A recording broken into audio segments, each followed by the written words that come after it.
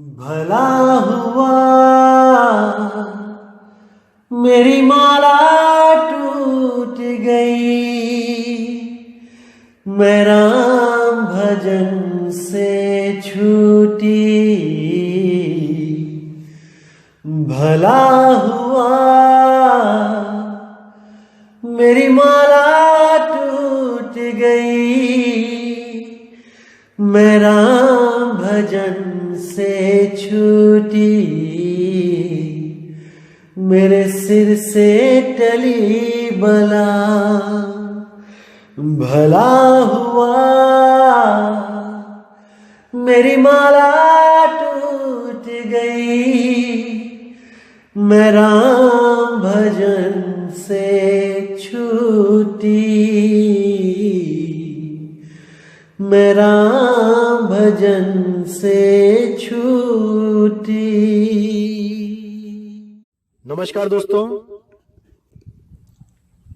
सबसे पहले तो मैं परमात्मा से यही दुआ करूंगा कि आप सब मेरे भाई सब इतने विवेकी हो जाओ, इतने विवेकी हो जाओ कि ऐसा कुछ ना रहे जो आपके समझ में ना आए।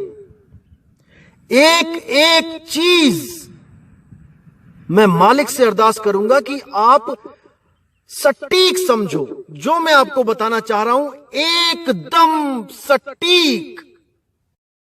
तो मेरे भाई, आज हम बात करेंगे उस शब्द पर जिस अकेले एक शब्द का ही सारा झगड़ा है। जितना भी झगड़ा है उस एक शब्द का झगड़ा है।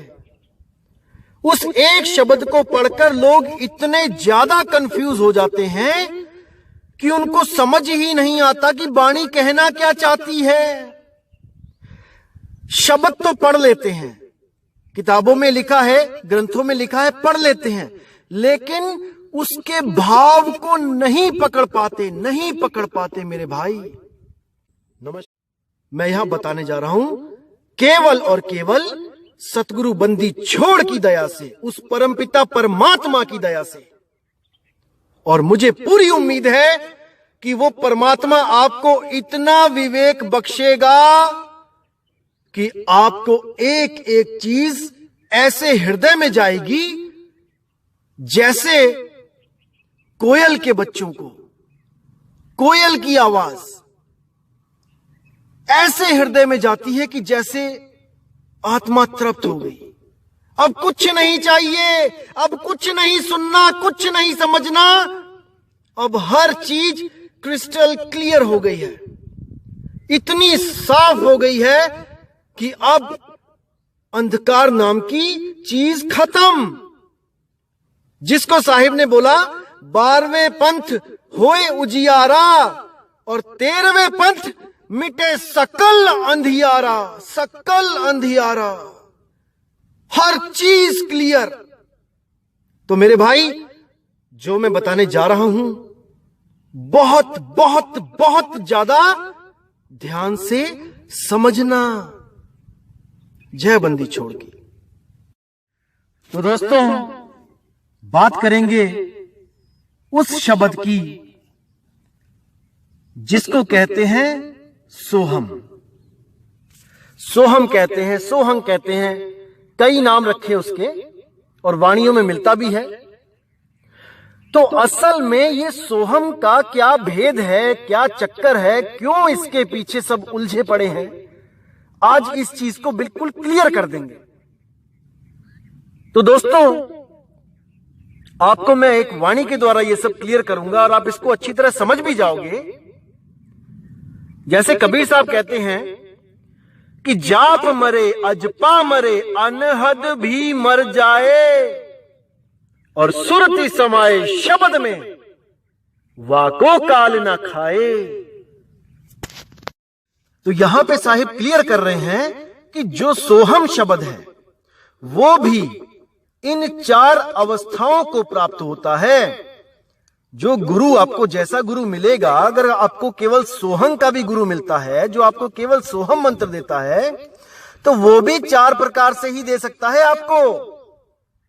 पहला प्रकार होता है जाप, यानी एक ऐसा गुरु मिलेगा आपको जो इस सोहम मंत्र को आपसे जपवाएगा, मुंह से, जीवा के द्वारा बोल के।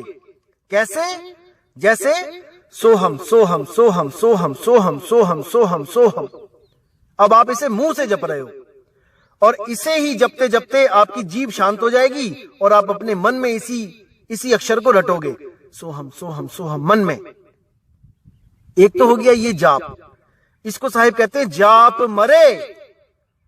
जैसे ही आपकी मौत होगी ये जाप खत्म हो जाएगा, 52 अक्षर खत्म हो जाएंगे। अब कहते हैं अजपा मरे। वो क्या है? जब आपको सोहम मंत्र तोड़ के दिया जाता है श्वासों के साथ, जैसे श्वास अंदर ली तो सो और श्वास छोड़ी तो हंग, सो हंग, सो हंग। जो गुरु आपको इस नाम से जोड़ता है अजपा जाप से, वो गुरु भी सोहम का भेद नहीं जान पाया। उसने आपको पवन के साथ जोड़ दिया, पवन के साथ जोड़ दिया और उस पवन के द्वारा आपने एक मंत्र ले लिया, सोहम सोहम। इसी को कई लोग क्या कर देते हैं, कोहम कोहम, यानी कौन हूं मैं, कौन हूं मैं, यही जपते हैं। सोहम का मतलब सोहम, वो मैं हूं, वो मैं हूं, सोहम सोहम। इसी तरह कई लोग करते हैं ओहम, सांस लिया ओ और छोड़ा हम, ओहम, यानी जो तू ओहम ओहम, वो मैं हूं, वो मैं हूं। ये अजपा जाप खत्म हो जाता है जैसे ही आप की सांसें खत्म होती हैं। जाप मरे अजपा मरे। अब जो अनहद है वो क्या है? वो एक ऐसी धुन है जो अपने आप हो रही है। वो कोई जाप नहीं है कि आप सोहंग सोहंग जपोगे, नहीं, वो अपने आप हो रही है। जैसे ही आपको इस अनहद वाला गुरु मिलेगा, वो आपको क्या कहेगा? जो केवल सोहंग देते हैं अनहद वाले गुरु, मैं उनकी बात कर रहा हूं, 5 नाम वाले नहीं, जो कान में उंगली डालते हैं वो नहीं। ये लोग आपको बोलेंगे कि आपने कोई नाम नहीं जपना, कुछ नहीं करना। वो नाम तो अपने आप हो रहा है, स्वतः हो रहा है, बस आप उसको महसूस करो। जैसे ही आप श्वास ले रहे हो वो ऑटोमेटिकली हो रहा है, सो हंग सो हंग। आपने केवल उसको पकड़ना है और वो सोहंग आपको, आपकी सुरती को वहां ले जाएगा जहां आपको उस परमात्मा शब्द के दर्शन हो जाएंगे। ये भरमजाल है। तो साहिब इसको भी मना करते हैं कि अनहद भी मर जाए, ये सोहंग भी मर जाएगा जो स्वयं से हो रहा है, और ये मरा ही हुआ था। कैसे? जब आप मां के गर्भ में थे, 9 महीने आप मां के गर्भ में थे, तब ये सोहंग कहां था? इसका जवाब दो मुझे। पूछो इसको, गुरुओं से पूछो कि जब मैं मां के पेट में उल्टा लटका था और अंदर पेशाब, खून, हर चीज भरी पड़ी थी, तब ये सोहंग कहां था? तब कहां था ये सोहंग? भाई ये सोहंग तब नहीं था, लेकिन जिस कबीर साहब जो सोहंग की बात करते हैं, सोहम की बात करते हैं, वो वहां पे भी था, वही आपकी रक्षा कर रहा था। सोहम सत्य कबीर, वो तब भी था, गर्भ में भी था। जब आप एक भट्टी में पड़े थे, उस कच्चे घड़े की तरह जिसको पकाया जा रहा था, तब उस मालिक ने उस शब्द के साथ श्रुति को जोड़ा जो श्वासों से भी न्यारा था। तो साहिब कहते हैं, हे धर्मदास, जब मैं उस नरक में अपने जीवों को देखने आया, जब उनकी चीखें पुकार सुन के मैं वहां पहुंचा, तो उस नरक की सारी अग्नि ठंडी हो गई। अब देखिए वहां लिखा है, इसका मतलब क्या है कि जब आप गर्भ में कच्चे घड़े की तरह पड़े थे और पकाए जा रहे थे, आपको एक पल भी चैन नहीं आ रहा था, तब आपकी सुरती को सतगुरु साहिब ने उस शब्द में लगा दिया जो उस समय आपके पास था। वहां पर भी वो इतना समर्थ था कि आपको उस अग्नि से बचा सके, और सारी सुरती आपने उस शब्द में लगा दी। उस मालिक ने जब वहां शब्द बख्शा ताकि इस गर्भ जून की, इस महाअग्नि की दुख भरी घड़ी को हम सह सकें, हम उस गर्भ में 9 महीने पूरे कर सकें और उसके बाद हम इस दुनिया में आ सकें, और बाहर आके हम इसी शब्द को एक सतगुरु से प्राप्त करके दोबारा उसमें जीते जी सुरती लगा सकें, ताकि हम जीते जी मुक्त हो जाएं, जीते जी मुक्त हो जाएं। तो साहिब कबीर ने हमें वो शब्द बख्शा और हमने उसमें पूरी सुरती लगा दी। अब सुरती को कोई कष्ट नहीं होगा, कुछ महसूस नहीं करेगी वो, क्योंकि उसको शब्द का सहारा मिल गया, उस सोहम सत्य कबीर का सहारा मिल गया, जो जाप अजपा अनहद से भी न्यारा है। उसको समझना है। अगर उसको नहीं समझे तो मेरे भाई वो होने वाला है जिसकी आप कल्पना भी नहीं कर सकते। जिस गर्भ में आप जाके उल्टा लटकोगे, वहां पर इतनी आग लगी होगी कि आपको एक एक पल गुजारना इतना मुश्किल हो जाएगा कि आप पल पल मालिक को याद करोगे कि हे मेरे मालिक, आपका सत्संग सुना था, मूल ज्ञान मैंने सुना था, लेकिन इस मन के अहंकार की वजह से मैं आपकी बात को नहीं समझ पाया। मुझे एक बार और मनुष्य का चोला दो मेरे मालिक, एक बार और मनुष्य का चोला दो। फिर यही अरदास करोगे मेरे भाई, अगर इस बार नहीं समझा तो वाणी कहती है, साहिब कबीर बख्श जब दीना, सुर नर मुनि सब गुदरी लीना। कि जब साहिब कबीर बख्श देते हैं तब सुर नर मुनि दोबारा ये गुदरी लेते हैं और इस दुनिया में आते हैं और फिर अपनी अधूरी भक्ति उसको पूरा करने के लिए गुरुओं को ढूंढते हैं। लेकिन अगर वो विवेक नहीं करेंगे भाई, वो दोबारा 84 में चले जाएंगे, दोबारा गर्भ में चले जाएंगे। इसलिए साहिब कहते हैं, ना मेरे भाई, कभी भी किसी का सत्संग सुनते हुए पक्षपात की भावना मत रखना, मत रखना। सब काहू का लीजिए साचा शब्द निहार, और पक्षपात मत कीजिए कहे कबीर विचार। मेरे भाई, अगर आप किसी गुरु से जुड़े हो तो आप उस चश्मे से मत देखो सत्संग को जो चश्मा आपको आपके गुरु ने चढ़ा दिया है। उस चश्मे को उतार दो, फिर देखो कि क्या सत्य है क्या असत्य है। ये जो बात बताई जा रही है आपके भले के लिए है कि नहीं। जब तक आप इस पर विचार नहीं करोगे, आप कभी मूल ज्ञान को नहीं समझ पाओगे, नहीं समझ पाओगे। उतार दो सारे चश्मे, सोचो कि अभी तक मैंने गुरु धारण किया ही नहीं। अब देखो कि क्या ज्ञान बताया जा रहा है, और अगर आपको अब मौका मिले गुरु बनाने का, तो आप किस गुरु की शरण में जाओगे?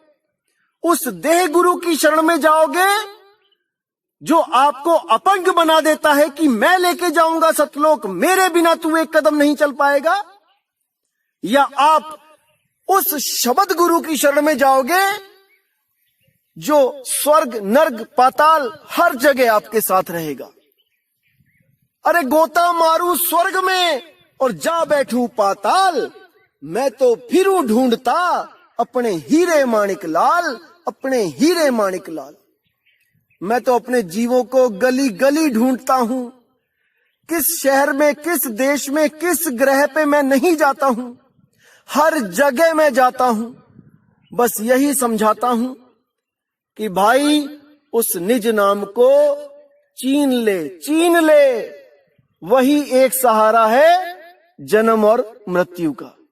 अगर उसको नहीं समझ पाया मेरे भाई, नहीं विचार कर पाया उस ओहम सोहम का, तो नहीं बात बनेगी। तो साहिब क्या कहते हैं? जाप मरे अजपा मरे अनहद भी मर जाए और सुरत समाए शब्द में। अब ये क्या शब्द है दोस्तों? ये भी सोहम ही है, लेकिन इसको समझना पड़ेगा कि ये है कौन सा सोहम। ये वो अवस्था है मेरे भाई जिसमें आप ऑलरेडी हो, जो आप ही हो, बस आपकी सुरती भटकी हुई है। जैसे ही आप अपनी सुरती को स्वयं में अपने वाले सोहम निज नाम में लगाओगे, तब आपको एकदम समझ में आएगा कि मैं असल में हूं क्या, कौन हूं मैं। अरे जो तू सो हम, जो तू ओ हम। ओहम सोहम जपना नहीं है, ओहम सोहम पे विचार करो वो है क्या चीज। जैसे एक उदाहरण देता हूं आपको, समझोगे आप।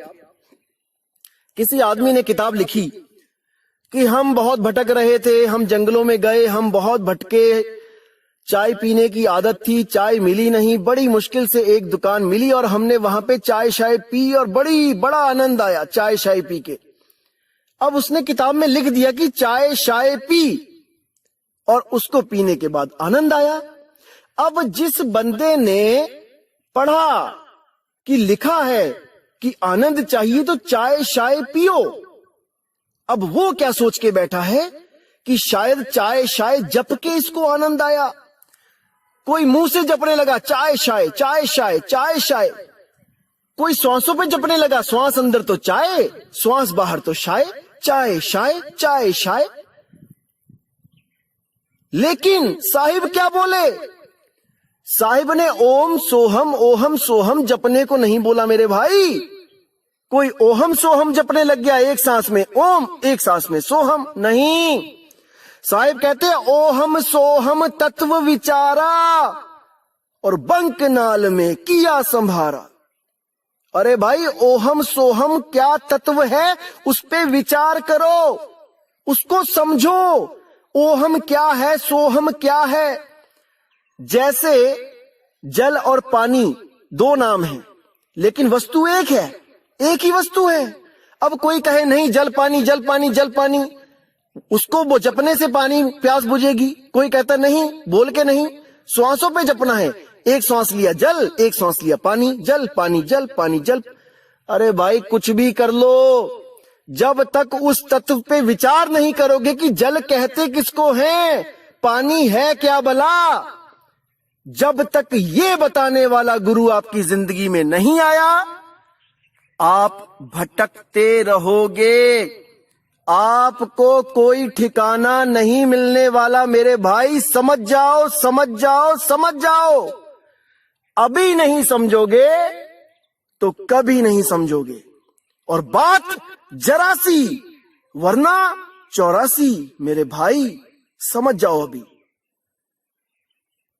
तो अब बताना चाहूंगा कि क्या आनंद आता है। ये जो सोहम सोहम जपते हैं जो लोग, आखिर ये लोग क्या इनको प्राप्ति होती है, मैं आपको बताना चाहूंगा, क्योंकि आप भी सारे भ्रम से दूर हो सको। जैसे जो श्वासों पे ओम सोहम चल रहा है वो क्या है, जैसे आप अभी श्वास ले रहे हो, अभी आप नॉर्मल सांस ले रहे हो और आपकी सांस नाक से होती हुई सीधे फेफड़ों में जाती है, सीधे फेफड़ों में जाती है, हवा भरती है और उसी हवा को आप दोबारा नाक से वापस फेंक देते हो। या मुंह से सांस लोगे तो वो मुंह से हवा जो भरी वो सीधी फेफड़ों में गई, फेफड़ों से क्या होता है कि कार्बन डाइऑक्साइड जो होती है वो बाहर आ जाती है, और जो ऑक्सीजन होता है वो सारा जो है फेफड़े हार्ट को ट्रांसफर कर देते हैं, दिल में ट्रांसफर कर देते हैं। और दिल क्या करता है, उसमें जितने भी ऑक्सीजन के मॉलिक्यूल्स होते हैं उनको ब्लड के साथ मिला के पूरे शरीर में ट्रांसफर कर देता है। तो सांस ली, ऑक्सीजन यूज करी और कार्बन डाइऑक्साइड बाहर निकाल दी। अब एक होता है नॉर्मल सांस लेना, जो आप ले रहे हो, इसमें कोई आनंद नहीं है। जैसे आप नॉर्मल सांस ले रहे हो, आनंद नहीं है। लेकिन जब इस सांस को आप अजपा जाप बना देते हो, जब श्वासों के द्वारा जपने लग जाते हो, या फिर कुछ भी ना भी जपो, श्वासों पे ध्यान लगाने लग जाते हो, तो ये श्वास उलट जाते हैं, ये ऊपर की तरफ चले जाते हैं। जैसे आप नाक से अगर पानी पियोगे तो आपको नाक से पानी अंदर जाए तो एकदम इतना ज्यादा कष्ट होता है। जो पानी ऊपर दिमाग की तरफ जो चला जाता है बहुत कष्ट करता है, इतना कष्ट होता है कि बंदा कहता है अरे बाप रे क्या हो गया ये। क्योंकि वहां पर जो खाल होती है बहुत सेंसिटिव होती है, बहुत पतली खाल होती है। उस खाल में पानी लगते ही ऐसा लगता है जैसे जलजला आ गया, दिमाग हिल गया, क्योंकि वो खाल इतनी महीन होती है, इतनी सेंसिटिव होती है कि इस द्रव्य को झेल नहीं पाती। लेकिन जब यही योगी इस सांस को उल्टा करते हैं और वो श्वास जब वहां पर टच करती हुई जाती है तो इतना आनंद आता है, इतना आनंद आता है कि उनको लगता है कि वाह, शायद कबीर साहब इसी आनंद की बात कर रहे हैं। शायद यही आनंद वो आनंद है जो कबीर साहब कहते हैं कि परम आनंद है, मरने पर ही पाइए पूर्ण परमानंद। नहीं मेरे भाई, नहीं, ये तत्वों का आनंद है, ये तत्वों का आनंद है। वो आनंद नी अक्षर, नी तत्व है, उसका इन तत्वों से कोई लेना देना नहीं है। ना वायु तत्व से आनंद आने वाला है, ना जल तत्व से, ना अग्नि से, ना पत्थरों से, किसी से नहीं भाई। समझो इस बात को। इसीलिए ये अज्ञानी, ये अधूरे गुरु खुद तो इस तत्वों के आनंद में उलझ जाते हैं और अपने शिष्यों को भी उलझा लेते हैं। जैसे आप ध्यान देना, हमारे शरीर में जितनी भी चमड़ी है, देखो अलग अलग जगह अलग अलग तरह की चमड़ी बनी है। सिर के ऊपर देखो, जो बाल हटाओगे वहां पे चमड़ी अलग है। हमारे हाथों की चमड़ी देखना, जो हाथों के बैक साइड में है वो चमड़ी अलग है, मोटी है। हाथों के अंदरली साइड देखो, हथेली में, वो चमड़ी मोटी है, ठीक है। और बाकी शरीर की चमड़ी मैच करो, अलग अलग जगह अलग अलग सी चमड़ी है, कहीं मोटी है कहीं पतली है। हमारे जो लिंग और गुदा की चमड़ी जो है वो इतनी महीन है, इतनी महीन है कि वो सबसे ज्यादा सेंसिटिव है, जहां पर आनंद ज्यादा है। जो चमड़ी ज्यादा सेंसिटिव है वो ज्यादा आनंद देती है। और ये बहुत ही ज्यादा सोच समझ के ये शरीर बनाया गया है इस जीव को उलझाने के लिए, कि इस जीव को मैं कहां कहां आनंद दूं और ये कहां कहां उलझ सके, फंस सके, अपने मूल को ना जान पाए और इन आनंद में उलझा रहे। ये बहुत बड़ा षड्यंत्र है मेरे भाई, बहुत बड़ा षड्यंत्र है, इसको समझो। इसलिए साहिब ने तत्वों को ही साइड में कर दिया कि नहीं, नी तत्व है शब्द, नी अक्षर है शब्द, अक्षरों में भी नहीं है। जब आप गर्भ में होते हो तब ये सोहम कहां होता है भाई। मैं आपको एक वीडियो शेयर करूंगा जिसमें आपको बिल्कुल साफ पता लग जाएगा कि गर्भ में क्या हाल होता है बच्चे का, कौन सा सोहम उसके साथ है, सोहम सत्य कबीर या ये श्वास सोहम जो आपको जपवाया जा रहा है। एक एक चीज क्लियर हो जाएगी। और अगर आपको इसमें भी संदेह है कि वो गर्भ में होता है कि नहीं, तो आप अपने डॉक्टर से मिलो, लेडी डॉक्टर को मिलो, उनसे पूछो कि गर्भ में क्या बच्चा सांस लेता है। वो साफ मना कर देंगे कि नहीं, लेकिन फिर भी दिल की धड़कन चलती है। वो किसकी वजह से चल रही है मेरे भाई, उसको जानो। कौन सा वो शब्द है जो गर्भ में भी रक्षा कर रहा है। और गर्भ से ही निकलते जब आप सांस नहीं लेते हो तब डॉक्टर बच्चे को चांटा मारता है, उसके पीछे ताकि बच्चे को कष्ट महसूस हो और जो वो सुरती लगी हुई है शब्द में वो वहां से हटे और इस शरीर को चेतन करे। और जैसे ही वो बच्चा रोता है वैसे ही उसका श्वासों का अजपा जाप शुरू हो जाता है और श्वास आते हैं जाते हैं, आते हैं जाते हैं, और जैसे ही बच्चे का सिमरन टूटता है वो बच्चा रोने लग जाता है। तो साहिब कहते हैं गर्भवास में भक्ति का भूला और बाहर आके उसको भूला। गर्भवास में कहता था हे मेरे मालिक, जिस आनंद में मैं हूं इस आनंद में ही मैं रहूंगा, मैं वादा करता हूं भजन करूंगा, भक्ति करूंगा। और बाहर आते ही बिना विवेक के किन किन नामों को जपने लग जाता है। चाहता मालिक को ही है, लेकिन ये अधूरे गुरु ऐसा उलझा देते हैं उस जीव को कि बेचारा क्या करे, क्या करे। वो सत्संग नहीं मिल रहा है, असल में ये दुविधा है। और अगर सत्संग मिल जाए और उसके बाद भी वो अहंकारी जीव ये सोच के बैठे कि नहीं, जो गुरु मैंने बना लिया है उससे ऊपर का ज्ञान किसी के पास नहीं, तो उस जीव की ये बदकिस्मती है, फूटी किस्मत है उस जीव की। इसलिए मेरे भाई, कबीर साहब के मूल ज्ञान को समझो, वो क्या कहना चाहते हैं, और अपने जीव का कल्याण करो, कल्याण करो। यहां कोई छोटा बड़ा नहीं है, हम सब मालिक के बच्चे हैं, हम सब यहां भटके हुए हैं। ये तो मालिक की दया है, उसकी परमात्मा की दया है, उस बंदी छोड़ की दया है जो आज हमें ये सत्संग मिल रहा है, जो इस दास को भी उस मालिक की कृपा हुई, जो उसने ये सारे भेद स्वयं से इस दास के ज्ञान रूपी भंडार में भरे, विवेक रूपी भंडार में भरे, और ये दास आज आपको हर चीज क्लियर कर रहा है। मेरे भाई, मैं आपका कोई दुश्मन नहीं हूं, मैं आपके कोई पैसे नहीं चाहता हूं, एक पैसा भी नहीं चाहिए, मत देना। और जिस दिन मांग लूं उस दिन मुझे जो मन में आए बोल देना, जैसा आपको ठीक लगे वो बोल के दुत्कार के चले जाना मेरे भाई।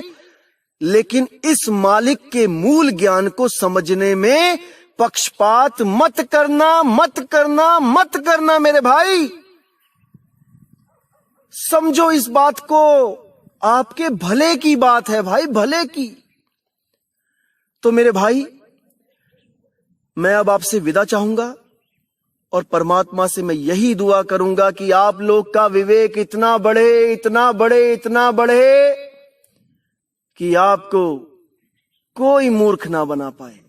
बहुत बन लिए, बहुत बन लिए, युगों युगों से बनते ही आ रहे हैं। अब नहीं, अब नहीं, अब नहीं। तो मेरे भाई, अब मैं आपसे विदा चाहूंगा। और आज 7 तारीख है, पंजाबी में 7 को सत्य कहते हैं। आज की 7 तारीख को मैंने जो सत्य आपके सामने रखा है, आप उस पे विचार करना। जैसे कबीर साहब कहते हैं, जैसे साहिब कहते हैं, पंडित जन को एहो व्यवहार और ज्ञानवंत को तत्व विचार। जो ज्ञानवंत होता है वो तत्व पे विचार करता है कि मुझे किस तत्व की जरूरत है, मेरा गुरु मुझे क्या तत्व दे रहा है जिसका कभी नाश होता है या नहीं होता है। वो अविनाशी तत्व, वो अविनाशी सार शब्द, कहीं उसकी जगह मुझे कोई गलत नाम तो नहीं दे रहा है। जो अधूरा है, जिसका जन्म और नाश होता है, ऐसा शब्द तो नहीं दे रहा है। साहिब कहते हैं, आवे ना जावे जन्मे नहीं मरे, सोई निज पीव हमारा हो। मेरा शब्द गुरु वो है जो आता जाता नहीं है, आता जाता नहीं है। जैसे उदाहरण दूंगा, जो झूला देखा है आपने, जो झूला ऊपर से जाता है नीचे, नीचे से जाता है ऊपर, हिंडोला टाइप में। आजकल एक और चला है जो एक किश्ती की तरह झूला होता है, लोग बैठे होते हैं, वो ऊपर से नीचे, नीचे से ऊपर, बहुत तेज चलता है। दोस्तों ध्यान रखना, जब शुरू में वो चलता है तो ज्यादा आनंद नहीं आता, 3, 4, 5 जब गेड़े लग जाते हैं तब वो हल्के हल्के चलता है, नहीं आता है। वही जब एकदम तेज हो जाता है और बहुत ऊंचा जाता है, तब कैसे आनंद की कोई सीमा नहीं रहती। लोग चीखे मारते हैं, डर के मारे नहीं, वो आनंद को महसूस करके। वही आनंद इस काल के द्वारा सबको दिया जा रहा है, वही श्वासों के द्वारा सबको आनंद दे रहा है, आने और जाने वाले झूले में बैठा के। लेकिन साहिब चेतावनी देते हैं, आवे ना जावे, जन्मे नहीं मरे, सोई निज पीव हमारा हो। मेरा शब्द वो नहीं है जो गर्भ में तुम्हारे साथ नहीं है, कि बाहर आके तुम्हें मिला है, और वो भी गिनती का मिला है, कुछ गिनतियों का नहीं मेरे भाई। वो शब्द ऐसा शब्द है जिसका ना आदि ना अंत है। वही हमारा शब्द गुरु है, वही हम सारी सृष्टि में जितने भी जीव हैं, वही हमारा शब्द गुरु है। उसके बिना हमने किसी को प्रेम नहीं करना। साहिब कहते हैं, नानक साहिब, अरे मिलिया का क्या मेलिए, शब्द मिले पतियाए। वो शब्द मिला ही हुआ है, बस ऐसा गुरु मिल जाए जो उस शब्द का भेद दे, और शब्द मिले पतियाए। उस गुरु के चरणों में लौट जाओ, उस गुरु के चरणों में अपने निछावर कर दो, अपना तन मन धन, अपनी सारी जिंदगी निछावर कर दो। अरे शीश दिए जो गुरु मिले तो भी सस्ता जान। एक बार शीश दे दे भाई, नहीं तो पता नहीं किस किस कसाई की दुकान पे जाके बकरा मुर्गा बनके कितनी बार शीश देना पड़ेगा, कितनी बार। उससे अच्छा है ऐसा गुरु धारण कर ले जो उस अबोल नाम, अके नाम, निअक्षर नाम से तेरी सुरती जोड़ दे, और तू जीते जी मुक्त हो जाए मेरे भाई, जीते जी मुक्त हो जाए। अरे साधो भाई, जीवित ही करो आशा, जीवित ही करो आशा।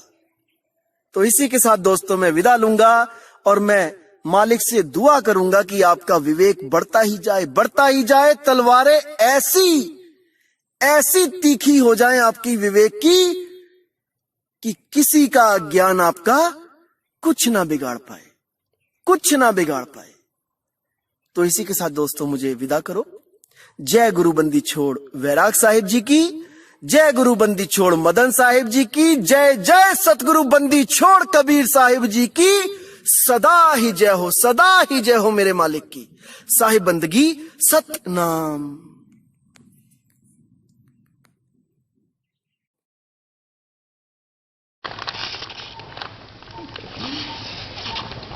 Good work. There we go.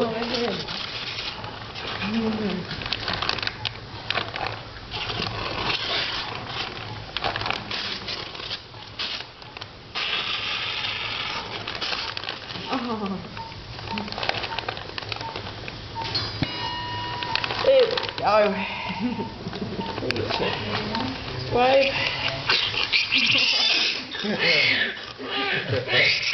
Hey everyone, it's a good one. Definitely a good one.